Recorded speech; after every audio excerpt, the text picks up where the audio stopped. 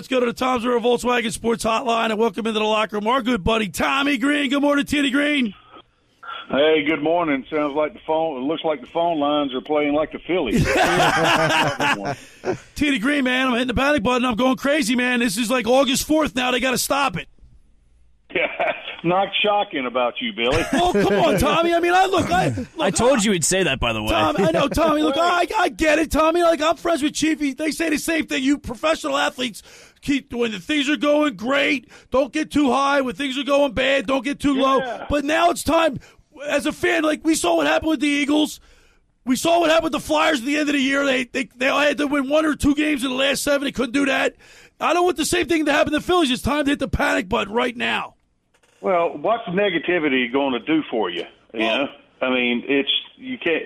It don't do nothing but bring problems around. So all right. So Tommy, let me ask you. You got to keep doing the same things you've been doing all year, Billy. I mean, and that's what they're doing. They're doing the right things. They're working hard and doing this.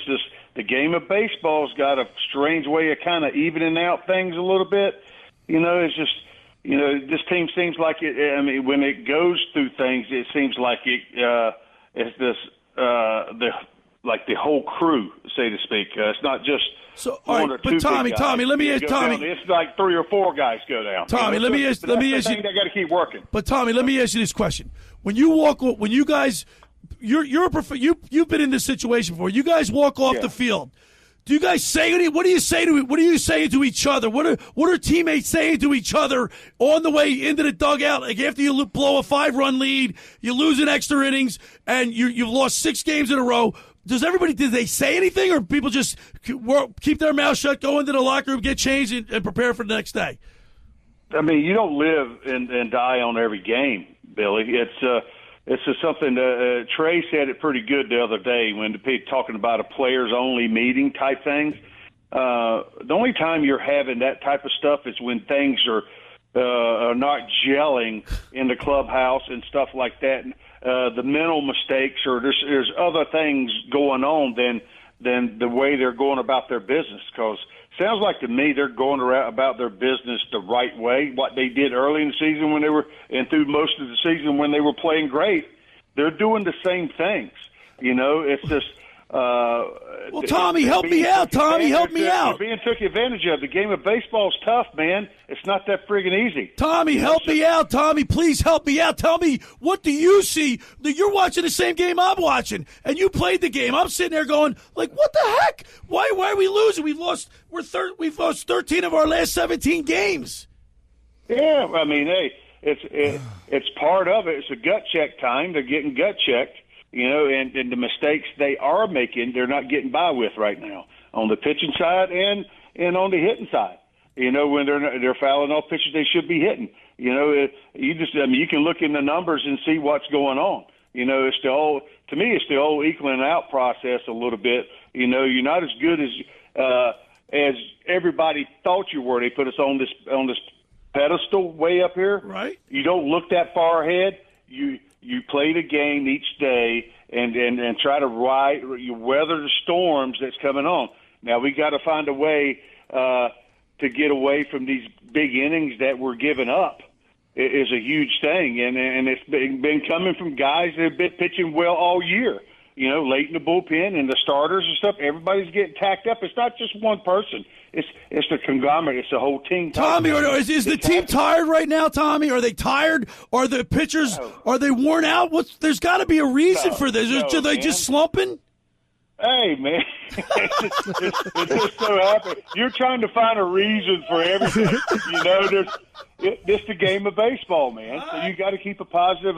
You got to keep a positive outlook and go and take each game and play and pitch each pitch. Take it one pitch at a time. Pitchers can't get ahead of themselves. They got to get one pitch at a time. Each pitcher is going through a little bit of things on their own. Their struggles a little bit. Nola's been pitching pretty consistently, but I mean, everybody else has had their run-ins, a little bit lately, so they got to take a step back, take a deep breath, go back to what's possibly causing, maybe giving up 3 runs. We home runs, that's for one, right. In the last week. It's unbelievable. And since the All-Star break, I mean, what was I looking at? We've given up 19 home runs since the All-Star break. Wow. Okay, we've given up 16 in the last week. So there's your sign. Right. A little bit, and it hadn't just been like solos. I can deal with solos a little bit more. These have been 2-3 grand slams. It's been grand slams, 2-run, 3-run home. There's hurt. Because they walk people and then they give up a home run. Along with walking people, they started walking more people. And you start giving up more hits and you're walking people, bad things can happen. So, and that's what's happened. They got to get back to their basics, what they did well. So. And it just comes with the ebbs and flows of the seasons. We went through it in '93 where everybody we had some teams make a run that at the end got down to 4 games, I think. And then we got hot again and stretched it back out a little bit more. So that's just the ebb and flow of a baseball season. That's what makes it so.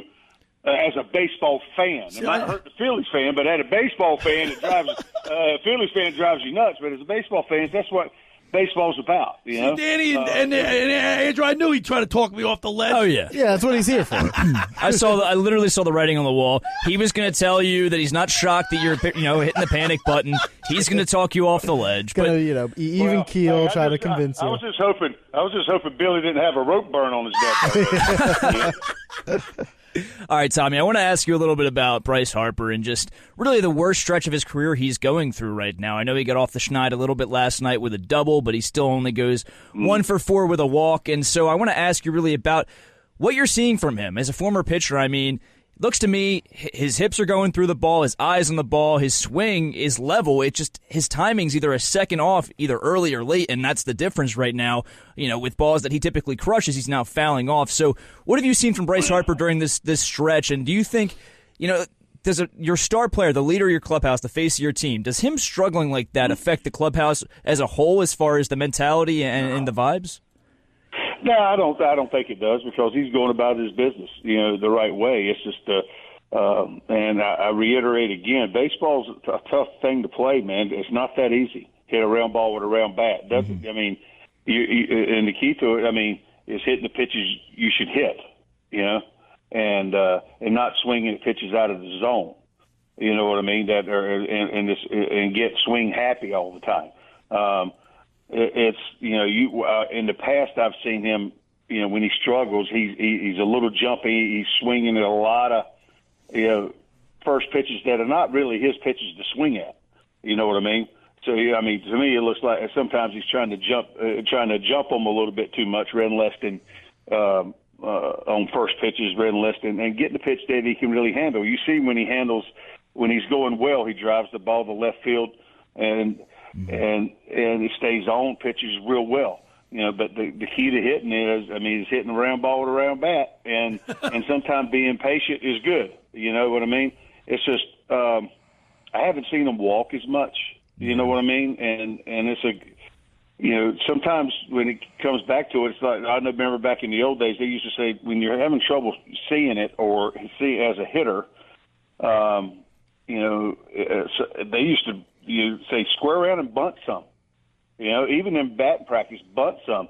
Start tracking the ball, not just waiting for it and just standing there. Kind of like you're bunting, you're tracking the ball like you would bunting it. So you're really tracking the ball in.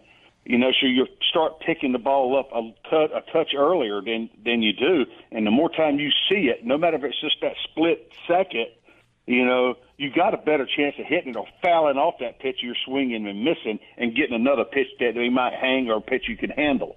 It's the small things that mean the most. It's not the home runs and other things. Sometimes it's a walk, seeing a baseball, seeing it in that a thing that really helps you get you going in a positive way, I think, as a hitter. Because I used to think, I was a pitcher, but I enjoyed hitting. And back when, because I played when pitchers hit, and you could win yourself ball games.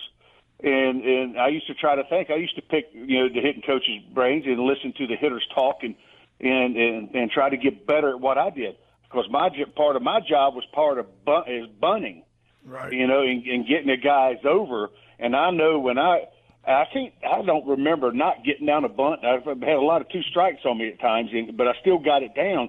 So you're tracking it. And I always felt like I saw the ball pretty good unless you had somebody throwing 100 miles an hour in there. It's tough.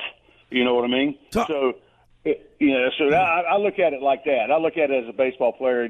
I mean, I'm a fan of the game, but I'm not look at it like Billy does. We're talking with former Phillies pitcher Tommy Greene, as we do each and every Sunday throughout the baseball season. Tommy, real quick, we got about a minute left. When the umpires are as bad as they've been, does that affect? I mean, I know I don't want to blame it on the umpires, but Tommy, man, come on. It's that. You're reaching, Billy. You're reaching. Dude, they're bad. They're horrible. Oh, well, man, hey, we're bad sometimes, too, you know? So, I mean, it's part of the game, man. That's the human aspect, man. Well, I don't want a computer calling balls and strikes, but Tommy, come on, man. The ball was 7 inches out. It wasn't just one pitch. There's several pitches. They're missing by 8, 6, 7 inches. It's not like by a millimeter. It both ways, I don't care. Well, right. That's the thing. Let me ask you this question, Tommy, real quick. Is Wheeler going to stop the bleeding today? Yeah, I think he will. I mean, I think he's one of those guys. It's been his MO basically his whole career. You don't see him having too many bad starts in a row. Right. You know what I mean? Tommy, that's what happened last time. So it got him. The home runs got him last time. We're up against it, Tommy. We got to run. Sorry we had a little phone trouble, but we got to go. We'll talk to you next Sunday. You got it, man. All right, there he is, Tommy Greene. There's on the mound with former Phillies pitcher Tommy Greene. He's sponsored by Blitz's Market in Ocean City.